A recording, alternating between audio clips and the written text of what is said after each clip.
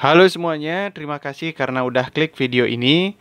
Kami adalah rombongan wayang yang tak pernah libur, bermaksud menghibur. Semoga penontonnya tidak kabur karena ceritanya sedikit ngawur. Di video ini, saya akan bercerita tentang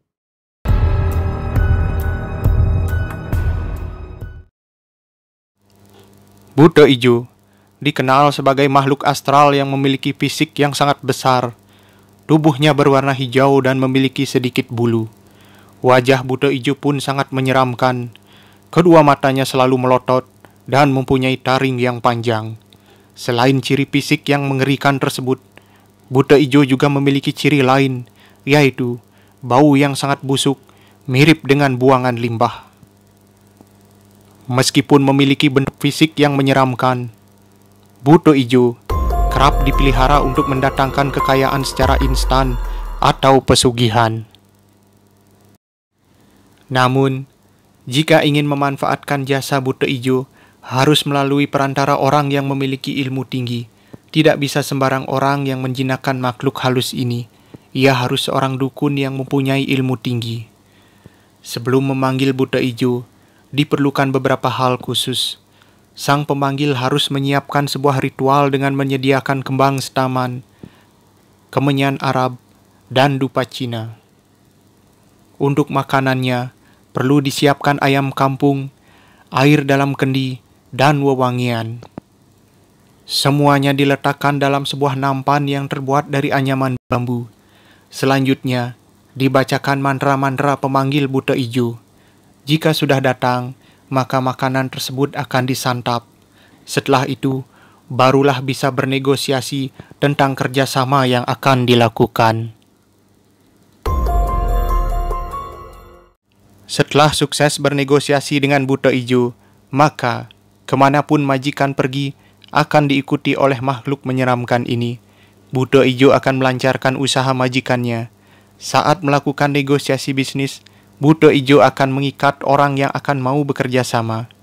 Sang rekan bisnis pun merasa keharusan untuk segera menandatangani kontrak tanpa berpikir panjang lantaran si Buto Ijo sudah membutakan matanya.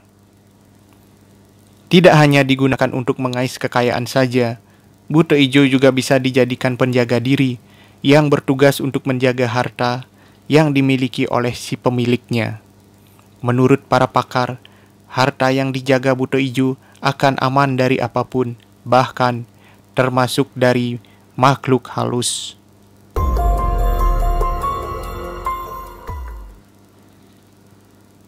Konon katanya, orang yang melakukan pesugihan Buto Ijo ini memiliki ciri-ciri tertentu. Ciri yang paling gampang adalah mereka ini gemar mengecat rumah dengan warna hijau menyala. Mungkin tujuannya untuk menyamarkan keberadaan si Buto Ijo jika suatu kali ia menampakkan diri. Ciri selanjutnya adalah mereka tidak mempunyai rasa belas kasihan. Bisa dikatakan rasa iba pemilik Buto Ijo sudah mati. Sebab tak lain tak bukan adalah karena mereka rela menyerahkan nyawa orang lain sebagai tumbal. Pesugihan Buto Ijo meminta tumbal nyawa manusia.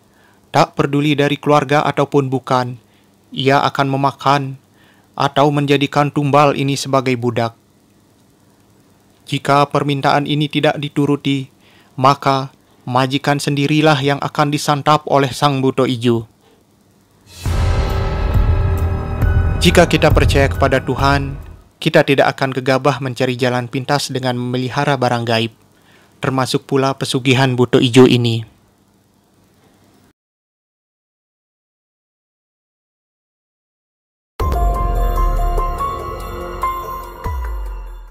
Sekitar abad ke-15, dikisahkan seorang pendeta suci yang bernama Dangyang Dwijendra.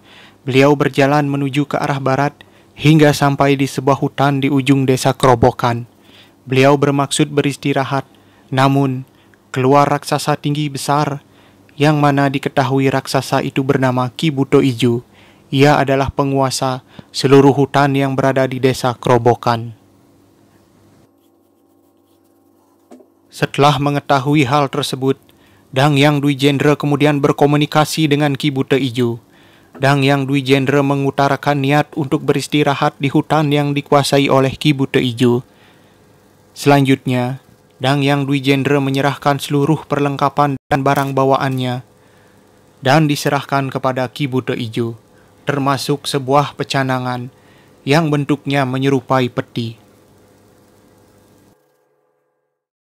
Singkat cerita, Pendeta Suci pun melanjutkan perjalanan menuju ke arah selatan, ke sebuah bukit yang bernama Uluwatu.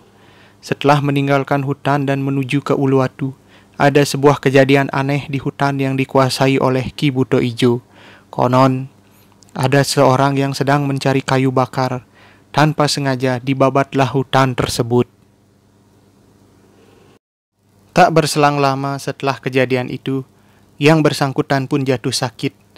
Sakitnya menular ke warga yang lain sehingga menyebabkan seluruh desa Kerobokan terserang wabah penyakit yang aneh. Tak satu pun orang mampu menyembuhkannya, termasuk dukun paling sakti di daerah tersebut. Akhirnya, tetua desa pun berkeinginan untuk memohon bantuan kepada sang pendeta suci. Mendengar pendeta suci sedang berada di Uluwatu, kemudian berangkatlah tetua desa Kerobokan ke sana untuk memohon petunjuk. Setelah diceritakan bahwa di desa Kerobokan terjadi wabah, pendeta suci berkata bahwa yang menyebabkan wabah tersebut tak lain adalah Ki Buta Ijo sendiri. Pendeta suci meminta dibuatkan tempat untuk Ki Buta Ijo sebagai pengganti karena hutan tempat Ki Buta Ijo sudah dibabat. Dijelaskan bahwa Ki Buta Ijo adalah raksasa yang telah diberikan anugerah kekuatan oleh pendeta suci untuk menjaga barang-barang titipannya. Salah satunya adalah pecanangan berupa peti. Akhirnya, didirikanlah sebuah tempat suci di sekitar hutan tersebut dan diberi nama Pura Peti Tenget. Setelah itu, wabah pun hilang dan masyarakat pun kembali tentram dan sejahtera.